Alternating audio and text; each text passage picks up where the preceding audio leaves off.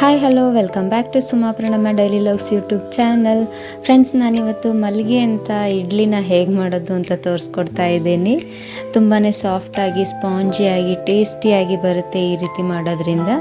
ನಾನಿಲ್ಲಿ ಮೊದಲನೇದಾಗಿ ಒಂದೂವರೆ ಕಪ್ ಆಗುವಷ್ಟು, ಒಂದೂವರೆ ಬೌಲ್ ಆಗುವಷ್ಟು ಉದ್ದಿನಬೇಳೆನ ತಗೊಂಡಿದ್ದೀನಿ ಸ್ಮಾಲ್ ಬೌಲಿಂದ.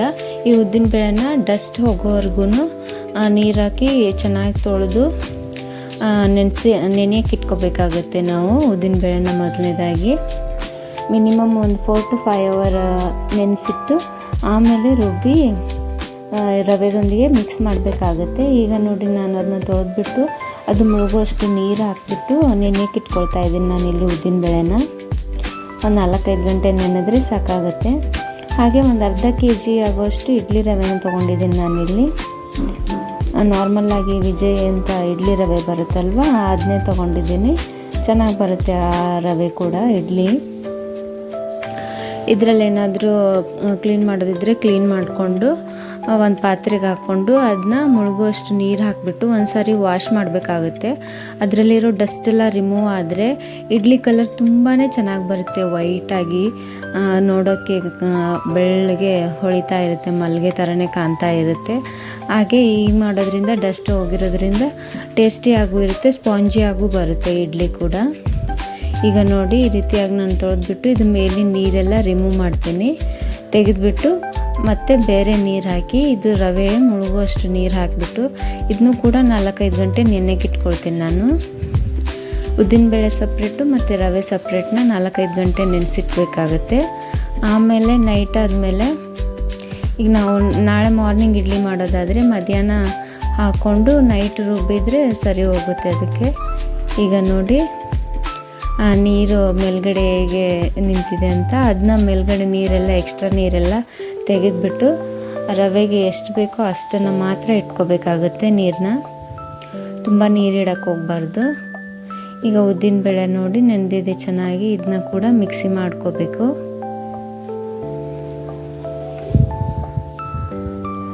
ಉದ್ದಿನಬೇಳೆನೂ ಚೆನ್ನಾಗಿ ವಾಶ್ ಮಾಡೋದ್ರಿಂದ ಅದರಲ್ಲಿರೋ ಡಸ್ಟು ಹೋದಾಗ ಇಡ್ಲಿ ಕಲರ್ ತುಂಬ ಚೆನ್ನಾಗಿ ಬರುತ್ತೆ, ಬಿಳಿಯಾಗಿ.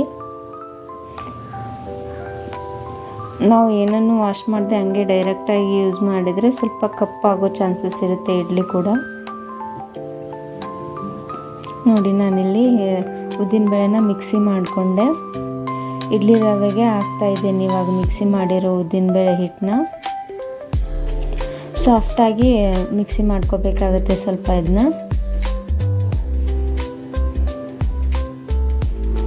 ನೋಡಿ, ಈಗ ಉದ್ದಿನಬೇಳೆ ಮತ್ತು ರವೆನ ಎರಡೂ ಚೆನ್ನಾಗಿ ಕೈಯಿಂದನೇ ಮಿಕ್ಸ್ ಮಾಡ್ಕೋತೀನಿ ನಾನು. ಸ್ಪೂನಿಂದ ಆದರೆ ಸರಿಯಾಗಿ ಮಿಕ್ಸ್ ಆಗೋಲ್ಲ ಅದು ರವೆ ಮತ್ತು ಉದ್ದಿನಬೇಳೆ. ಈಗ ಚೆನ್ನಾಗಿ ಕೈಯಿಂದ ಮಿಕ್ಸ್ ಮಾಡಿಕೊಂಡು ಇದನ್ನ ಓವರ್ ನೈಟ್ ನೆನೆಗೆ ಇಟ್ಕೋಬೇಕಾಗುತ್ತೆ. ಇದಕ್ಕೆ ಇವಾಗ ಉಪ್ಪು, ಸೋಡಾ ಏನು ಕೂಡ ಹಾಕಬಾರ್ದು, ಹಾಗೇ ಇಡಬೇಕಾಗುತ್ತೆ. ನೈಟೇ ಉಪ್ಪು ಸೋಡಾ ಹಾಕ್ಬಿಟ್ರೆ ತುಂಬ ಹುಳಿ ಬಂದುಬಿಡುತ್ತೆ. ತಿಂದಾಗ ಎದೆ ಉರಿ, ಗ್ಯಾಸ್ಟ್ರಿಕ್ಕು, ಆ್ಯಸಿಡಿಟಿ ಪ್ರಾಬ್ಲಮ್ಸ್ ಎಲ್ಲ ಸ್ಟಾರ್ಟ್ ಆಗುತ್ತೆ ಮಾರ್ನಿಂಗು. ಸೊ ನೈಟ್ ನಾವು ನೆನೆಗೆ ಇಡಬೇಕಾದ್ರೆ ಉಪ್ಪು ಸೋಡಾ ಯಾವುದನ್ನು ಯೂಸ್ ಮಾಡಬಾರ್ದು. ಜಸ್ಟ್ ಅದನ್ನ ಉದ್ದಿನಬೇಳೆನ ರುಬ್ಬಿ ಇಡ್ಲಿ ರವೆದೊಂದಿಗೆ ಮಿಕ್ಸ್ ಮಾಡಿ ಇಟ್ಟರೆ ಸಾಕು. ಮಾರ್ನಿಂಗ್ ನೋಡಿ, ಈ ರೀತಿಯಾಗಿ ಉಬ್ಬಿ ಬಂದಿತ್ತು, ಹಿಟ್ಟು ಕೂಡ ಡಬಲ್ ಆಗಿತ್ತು.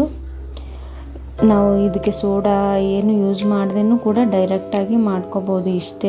ಇದೇ ಹಿಟ್ಟನ್ನ ಡೈರೆಕ್ಟಾಗಿ ಇಡ್ಲಿ ಮಾಡ್ಕೋಬೋದು. ಅಥವಾ ಇಲ್ಲ ನಮಗಿನ್ನೂ ಒಂಚೂರು ಬೇಕು ಸೋಡಾ ಅಂತಂದರೆ ಸ್ವಲ್ಪ ಒಂದು ಚಿಟಿಕೆ ಹಾಕ್ಕೊಂಡ್ರೆ ಸಾಕಾಗುತ್ತೆ.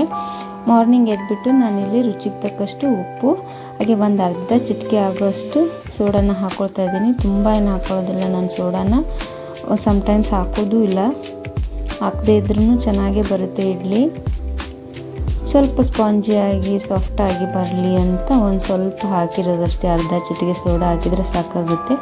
ಈಗ ಉಪ್ಪು ಮತ್ತು ಸೋಡಾ ಪುಡಿ ಹಾಕಿ ಚೆನ್ನಾಗಿ ಮಿಕ್ಸ್ ಮಾಡಿಬಿಟ್ಟು, ನಿಮಗೆ ಟೈಮ್ ಇದ್ದರೆ ಒಂದು ಅರ್ಧ ಗಂಟೆ 1 ಗಂಟೆ ಇಟ್ಕೊಂಡು ಇಡ್ಲಿ ಮಾಡಿಕೊಂಡ್ರೂ ನಡೆಯುತ್ತೆ. ಇಲ್ಲ ಡೈರೆಕ್ಟಾಗಿ ನಾವು ಇಡ್ಲಿ ಮಾಡಿದ್ರೂ ನಡೆಯುತ್ತೆ, ಪರವಾಗಿಲ್ಲ. ಸ್ವಲ್ಪ ಉಪ್ಪು ಹಾಕಿರೋದ್ರಿಂದ ಮಿಕ್ಸ್ ಆಗಲಿ ಅಂತ ನಾವು ಒಂದು ಅರ್ಧ ಗಂಟೆ ನೆನೆಯಕ್ಕೆ ಇಡ್ತಾಯಿದ್ದೀನಿ. ಅಷ್ಟರಲ್ಲಿ ಒಂದು ಸಾಂಬಾರು ಕೂಡ ಮಾಡೋದನ್ನು ತೋರಿಸಿದ್ದೀನಿ. ಇಡ್ಲಿ ಜೊತೆಗೆ ಚೆನ್ನಾಗಿರುತ್ತೆ. 1 ಕಪ್ ಆಗೋಷ್ಟು ತೊಗರಿಬೇಳೆನ ವಾಶ್ ಮಾಡಿಕೊಂಡು ಇಲ್ಲಿ ಒಂದು ಸ್ಮಾಲ್ ಸೈಜು ಬೀಟ್ರೂಟು, ಒಂದು ಸ್ಮಾಲ್ ಸೈಜ್ ಈರುಳ್ಳಿ, ಟೊಮೆಟೊ, ಆಲೂಗಡ್ಡೆ, ಒಂದು 6-7 ಆಗಷ್ಟು ಬೀನ್ಸು ಮತ್ತು ಒಂದು 2-3 ಹಸಿಮೆಣ್ಸಿನ್ಕಾಯಿನ ಕಟ್ ಮಾಡಿ ಇಟ್ಕೊಂಡಿದ್ದೆ. ಇದನ್ನ ಕೂಡ ಒಂದು ಕುಕ್ಕರ್ಗೆ ಹಾಕ್ಕೊಂಡು 1 ಸ್ಪೂನ್ ಆಗೋಷ್ಟು ಜೀರಿಗೆ, 1 ಸ್ಪೂನ್ ಅರ್ಶಿನದ ಪೌಡ್ರ್ ಹಾಕ್ಕೊಂಡು ಇದು ಮುಳುಗೋಷ್ಟು ನೀರು ಹಾಕ್ಕೊಂಡು ಬೇಯಿಸ್ಕೊಳ್ತಾ ಇದ್ದೀನಿ ನಾನಿಲ್ಲಿ. ಈ ರೀತಿ ಒಂದು ಸಾರಿ ಸಾಂಬಾರು ಮಾಡಿ ನೋಡಿ, ತುಂಬಾ ಚೆನ್ನಾಗಿರುತ್ತೆ. ಹೋಟೆಲ್ ಸ್ಟೈಲಲ್ಲೇ ಬಂದಿರುತ್ತೆ. ಒಂದು 2-3 ವಿಸಿಲ್ ಹಾಕ್ಸ್ಕೊಂಡ್ರೆ ಸಾಕಾಗುತ್ತೆ ಇದನ್ನ. ಹಾಗೆ ನಮ್ಮ ಮನೇಲಿ ನುಗ್ಗೆಕಾಯಿ ಇತ್ತು ಅಂತ ಹೆಲ್ದಿ ಅಂತ ಅದನ್ನ ಕೂಡ ನಾನು ಹಾಕ್ಕೊಳ್ತಾ ಇದ್ದೀನಿ ಈ ಸಾಂಬಾರ್ಗೆ. 1-2 ನುಗ್ಗೆಕಾಯಿನ ಪಕ್ಕದಲ್ಲಿ ಬೇಯಿಸೋಕೆ ಇಟ್ಕೊಂಡಿದ್ದೆ.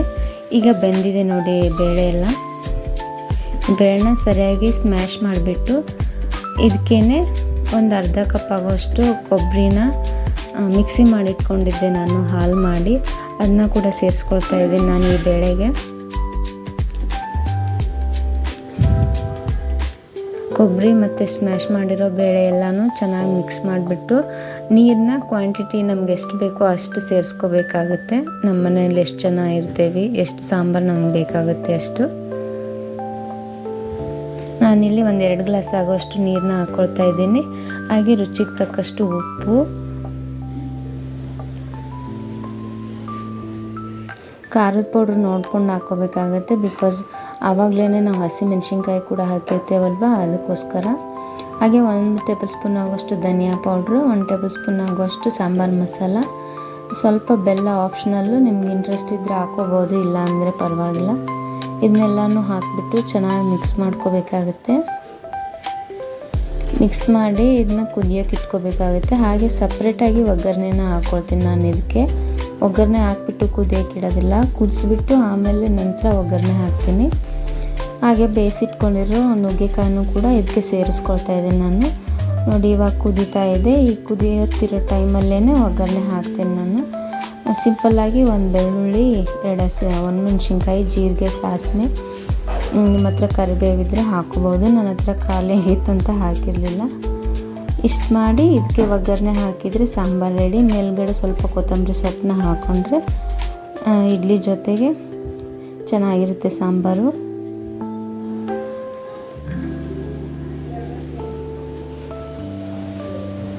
ಇಡ್ಲಿ ಹಾಗೂ ಸಾಂಬಾರು ರೆಡಿಯಾಗಿದೆ. ಈಗ ಇಡ್ಲಿನ ಕೂಡ ಸ್ಟೀಮ್ ಮಾಡ್ಕೊಳ್ಳೋಕ್ಕೆ ಇಟ್ಕೊಳ್ತಾ ಇದ್ದೀನಿ ನಾನಿಲ್ಲಿ. ಒಂದು ಪಾತ್ರೆಗೆ ನೀರು ಹಾಕಿಬಿಟ್ಟು ಇಡ್ಲಿ ಪಾತ್ರೆಗೆ ಎಣ್ಣೆ ಹಚ್ಕೊಂಡು ನಮಗೆ ಯಾವ ಸೈಜಲ್ಲಿ ಬೇಕೋ ಆ ಸೈಜಲ್ಲಿ ಹಿಟ್ಟನ್ನ ಹಾಕಿಬಿಟ್ಟು ಸ್ಟೀಮ್ ಮಾಡೋಕ್ಕೆ ಇಟ್ಟರೆ ಇಡ್ಲಿ ಕೂಡ ರೆಡಿ ಆಗುತ್ತೆ ಇಲ್ಲಿ. ಫ್ರೆಂಡ್ಸ್, ನಮ್ಮ ವಿಡಿಯೋ ಹೇಗೆ ಅನ್ನಿಸ್ತೋ ಅಂತ ಕಮೆಂಟ್ ಮಾಡಿ, ಲೈಕ್ ಮಾಡಿ, ಶೇರ್ ಮಾಡಿ. ಪ್ಲೀಸ್ ನಮ್ಮ ಚಾನಲ್ನ ಸಬ್ಸ್ಕ್ರೈಬ್ ಮಾಡಿ, ಹೀಗೆ ಸಪೋರ್ಟ್ ಮಾಡಿ ಅಂತ ಕೇಳ್ಕೊಳ್ತೀನಿ.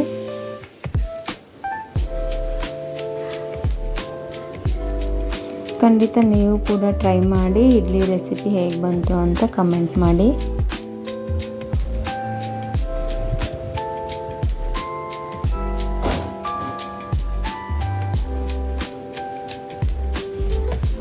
ಜಾಸ್ತಿ ಹೋಲಿರೋ ಪಾತ್ರೆಯಲ್ಲೇ ಇಡ್ಲಿನ ಸ್ಟೀಮ್ ಮಾಡೋಕೆ ಇಡೋದ್ರಿಂದ ಚೆನ್ನಾಗಿ ಬಂದಿರುತ್ತೆ ಇಡ್ಲಿ ಕೂಡ. ನಾನು ಯೂಶ್ವಲಿ ಇದನ್ನೇ ಯೂಸ್ ಮಾಡೋದು, ಜರ್ಮನಿ ಅಂತಾರಲ್ಲ ಆ ಪಾತ್ರೆನೇ.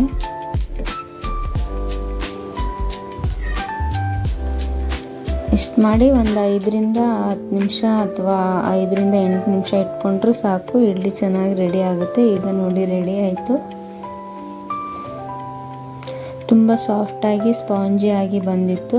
ಹಿಟ್ಟು ಹಾಕಿರ್ತೀವಲ್ವ ಅದ್ರ ಡಬಲ್ ಇಡ್ಲಿ ಫ್ಲಫಿಯಾಗಿ ಬಂದಿರುತ್ತೆ.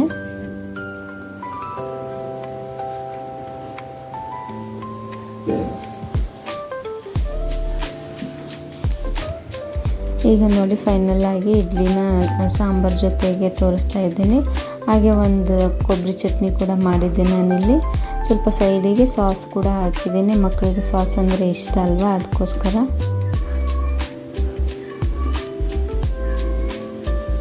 ಖಂಡಿತ ನೀವು ಕೂಡ ಮಿಸ್ ಮಾಡದೆ ಟ್ರೈ ಮಾಡಿ, ಹೇಗೆ ಬಂತು ಅಂತ ಕಮೆಂಟ್ ಮಾಡಿ.